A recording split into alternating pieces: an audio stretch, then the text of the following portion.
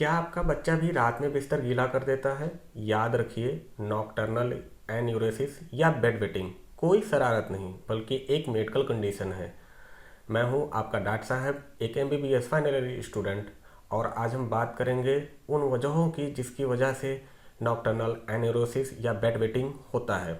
लोग कहते हैं बच्चा लेजी है, पर साइंस कुछ और ही कहती है।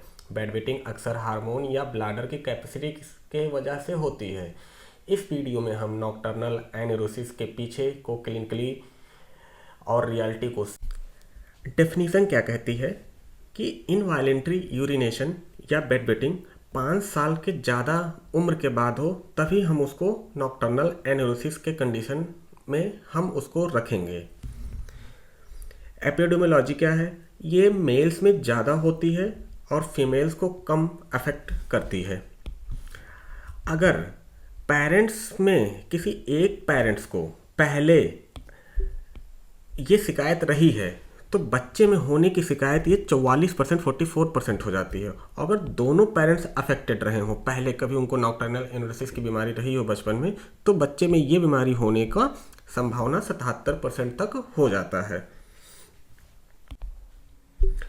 प्राइमरी एन्यूरोसिस और सेकेंडरी एन्यूरोसिस दो तरीके के एन्यूरोसिस होते हैं। प्राइमरी एन्यूरोसिस में कि बच्चे ने कभी वो आदत ही डेवलप नहीं की कि उसको रात में सूसू रोक के सो सके या सूसू ना हो। सेकेंडरी एन्यूरोसिस हम उसे बोलते हैं कि बच्चे में वो आदत डेवलप हो गई थी, उसको सूसू या बेड वेटिंग रात में नहीं होता था, लेकिन अब अचानक से उसको रिलैप्स कर गया, वापस आ गया, उसको बेड वेटिंग होने लगी हैं। तो प्राइमरी और सेकेंडरी में बस यही अंतर है कि प्राइमरी में उसने कभी डेवलप नहीं किया और सेकेंडरी में उसने डेवलप कर लिया है। सेकेंडरी के कॉज जो होते हैं वो बीमारी के वजह से होता है, लेकिन प्राइमरी का जो कॉज होता है वो आदत की वजह से होता है। अब सेकेंडरी का कॉज का जो एग्जाम्पल है, जैसे उसको हो सकता है डायबिटीज हो या यूटीआई हो, यूरिनरी ट्रैक इन्फेक्शन, या स्ट्रेस की वजह से ऐसा हुआ हो। देखो, फर्स्ट लाइन मैनेजमेंट क्या है? लाइफ स्टाइल चेंज और मोटिवेशनल थेरेपी हम इसमें करते हैं।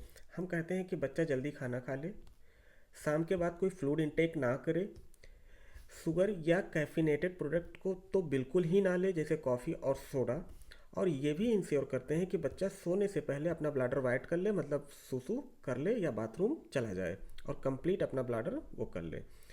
मोटिवेशनल थेरेपी में हम क्या करते हैं कि बच्चे को हम स्टार चार्ट बनवाते हैं।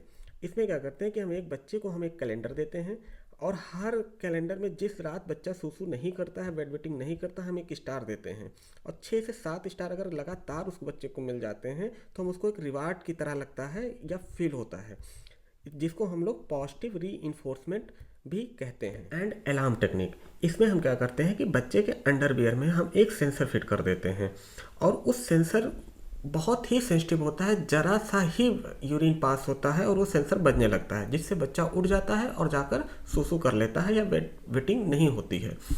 ऐसे धीरे धीरे धीरे धीरे करते करते बच्चा क्या करता है कि एक टाइम ऐसा आता है कि बच्चा बिना अलार्म बजने के पहले ही उठ जाता है और उसकी आदत ये डेवलप हो जाती है। देखिए, ये एक बिहेवियरल थेरेपी है और ये ऐसे ही डेवलप होती है। बच्चे का दिमाग अभी उतना डेवलप नहीं होता है, धीरे धीरे जैसे उसका दिमाग डेवलप होता है आदतें डेवलप होती हैं, बेड वेटिंग की आदत छूट जाती है। तीसरा है हमारे पास दवाइयों से हम कैसे ट्रीटमेंट करते हैं, फार्माकोथेरेपी क्या देते हैं। तो 3 ड्रग है हमारे पास, इमाप्रिन, डेस्मोप्रेसिन और आर्जिब्यूटिन। देखो, डेस्मोप्रेसिन जो है वो हम इनहेलेशनल रूट से तो बिल्कुल ही नहीं देंगे क्योंकि बच्चों में बहुत ही ज़्यादा साइड इफ़ेक्ट है उसके। अब कुछ की टेकवेज है, रिलैप्स रेट्स क्या है। देखो, फार्माकोथेरेपी अगर आपने अकेले चलाया तो बहुत ज़्यादा रिलैप्स करेगा बच्चा, लाइफ स्टाइल बहुत कम रिलैप्स करेगा। अगर आपने दोनों का कॉम्बिनेशन दे दिया, लाइफ स्टाइल और फार्माकोथेरेपी का, तो रिलैप्स रेट और भी कम हो जाता है। Thank you.